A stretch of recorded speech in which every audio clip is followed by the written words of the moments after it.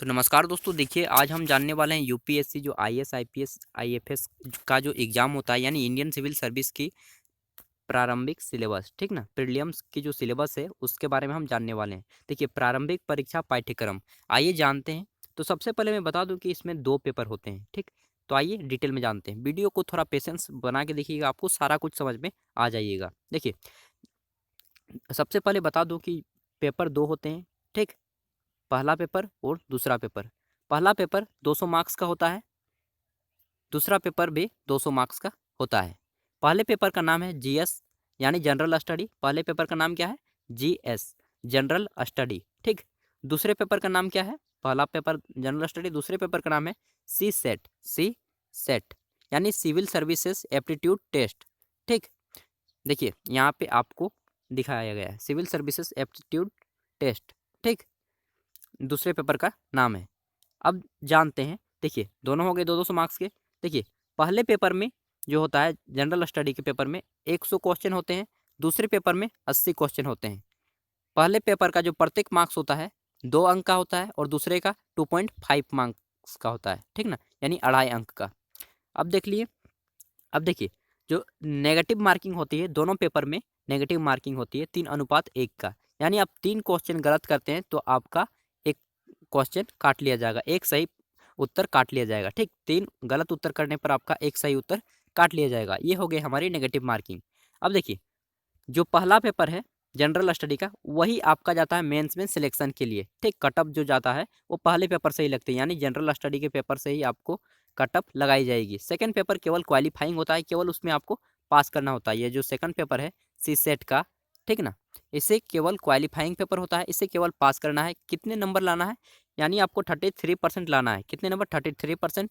यानी कि आपको जो 80 क्वेश्चन होते हैं सेकंड पेपर में उसमें से 27 प्रश्न सही करने हैं, जिसका अंक होता है 66, ठीक। इतने ही अंक लाने हैं, इससे ज़्यादा भी लाएंगे तो कोई दिक्कत नहीं है, ठीक ना। अब देखिए पहले पेपर में आपको क्या क्या पढ़ना होगा। समय बता दूं कि दोनों पेपरों में आपको 2 घंटे का समय दिया जाता है। कितने घंटे का? 2 घंटे, ठीक। 2 घंटे का समय दिया जाता है। देखिए पहला पेपर में क्या क्या पूछा जाता है। क्वेश्चन पेपर 1 ये जनरल स्टडी का है, जनरल स्टडी, ठीक ना, पेपर 1 है।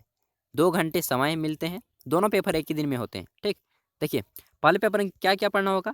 देखिए राष्ट्रीय और अंतर्राष्ट्रीय महत्व की सामयिक घटना यानी कि current events of national and international importance, ठीक। दूसरे नंबर पे आपको क्या पढ़ना होगा? भारत का इतिहास और राष्ट्रीय आंदोलन, history of India and Indian national movement, ठीक, ये पढ़ना होगा। उसके बाद तीसरे नंबर में आपको क्या पढ़ना होगा? तीसरा सब्जेक्ट है आपका भारत एवं विश्व का भूगोल, भारत एवं विश्व का प्राकृतिक सामाजिक और आर्थिक भूगोल, Indian and world geography, physics, social and economic geography of India and the world, ठीक, ये आपको पढ़ना होगा। 3 हो गए हमारे। अब चौथे नंबर पे आता है हमारा भारतीय राजतंत्र और शासन संविधान, राजनीतिक प्रणाली, पंचायती राज, लोक नीति, अधिकार संबंधी मुद्दे, ठीक, ये हो गया फोर्थ हमारा सब्जेक्ट। देखिए यहाँ पे और एक चीज आपको पढ़ना होगा जिसे हम करंट अफेयर बोलते हैं, करंट अफेयर, ठीक। करंट अफेयर से सबसे ज़्यादा क्वेश्चन आते हैं, लगभग 20 से 30 क्वेश्चन प्रत्येक बार करंट अफेयर्स से आते हैं, इसलिए करंट अफेयर्स आपको रेगुलरली करना होगा, ठीक। आर्थिक और सामाजिक विकास, सतत विकास, गरीबी समावेशन, जनसांख्यिकी, सामाजिक क्षेत्र में की गई पहल, इकोनॉमिक एंड सोशल डेवलपमेंट, ठीक ना, सस्टेनेबल डेवलपमेंट, पॉवर्टी, ये सब आपको पढ़ना होगा। और छठे पे आता है हमारा पर्यावरण, परिस्थिति, जैव विविधता और जलवायु परिवर्तन संबंधी मुद्दे, जिनके लिए विषयगत विशेषता की कोई आवश्यकता नहीं, बस आप इसे ऊपर ऊपर से पढ़ लें। लेकिन बता दूं कि इसमें भी लगभग 15 क्वेश्चन आते हैं, ठीक ना, पर्यावरण से संबंधित। क्यों? क्योंकि आईएएस और आईएफएस यानी इंडियन फॉरेन सर्विस का जो एग्जाम होता है, फॉरेस्ट सर्विस सॉरी, भारतीय वन सेवा, आईएफएस और आईएएस का जो एग्जाम होता है ना, दोनों एक ही साथ होता है, इसलिए पर्यावरण से संबंधित भी क्वेश्चन आते हैं काफ़ी ज़्यादा, लगभग 15 से 20 क्वेश्चन इससे भी आते हैं। और सामान्य विज्ञान से 7 क्वेश्चन आते हैं, ठीक ना। तो अगर किसी को विज्ञान पसंद ना हो तो वे न पढ़ सकते हैं, लेकिन फिजिक्स और बायोलॉजी को जरूर ही पढ़ लीजिएगा। केमिस्ट्री से 1-2 क्वेश्चन आते हैं, ठीक ना, फिजिक्स और बायोलॉजी में कवर हो जाएगा। ये हो गया हमारा पहला जो है पेपर का पूरा आपको सिलेबस, ठीक। अब दूसरे पेपर में आपको क्या पूछा जाता है, आइए जानते हैं। देखिए दूसरा पेपर जो होता है सी सेट के नाम से जाना जाता है, यानी कि केवल क्वालिफाइंग पेपर, जिसमें आपको केवल 33% लाने होते हैं। देखिए पहला है कॉम्प्रिहेंशन, बोधगम्यता, ठीक ना। दूसरा है आपका, यानी इसे हम शॉर्ट में बोले तो यह रीजनिंग का पेपर होता है, रीजनिंग का और मैथ का, ठीक। रीजनिंग और मैथ होते हैं उसमें, जिसमें से आपके जो है अधिकांश 30 रीजनिंग होते हैं, 30 कॉम्प्रीहेंशन, सॉरी 20 कॉम्प्रीहेंशन, ठीक ना, 30 20 50 हो गए हैं, और नहीं 30 होते हैं रीजनिंग के क्वेश्चन, 30 होते हैं कॉम्प्रीहेंशन के क्वेश्चन, और 20 होते हैं आपके जो मैथ्स के क्वेश्चन। तो टोटल हो जाते हैं हमारे 80 क्वेश्चन, ठीक।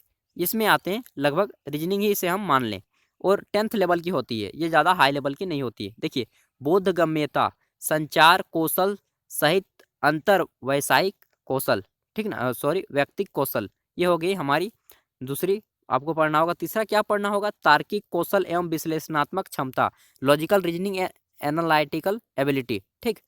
ये सब रीजनिंग के चैप्टर हैं। निर्णय लेना और समस्या समाधान, ठीक ना, decision making and problem solving इसको बोलते हैं। उसके बाद आता है हमारा, आता है सामान्य मानसिक योग्यता, जनरल मेंटल एबिलिटी, ठीक ना, ये भी रीजनिंग का एक भाग है। देखिए, उसके बाद यहाँ पे साफ साफ बता दिया गया है कि आधारभूत संख्यन यानी कि मैथ, ठीक ना, और वो भी किससे आएगा, प्रोबेबिलिटी के आएगा, यानी प्रायिकता संबंधित सांख्यिकी, आपको फिगर दे दिया जाएगा ऐसा ऐसा बना के कि इसमें कहाँ तक पहुँचा है, ठीक ना, ग्राफ बना दिया जाएगा। बहुत ही इजी क्वेश्चन होते हैं यार, इसके घबराने की कोई बात नहीं है। देखिए, 10th लेवल यहाँ पे लिख भी दिया गया है, ठीक ना, 10th लेवल लिख दे, क्लास 10th लेवल, ठीक।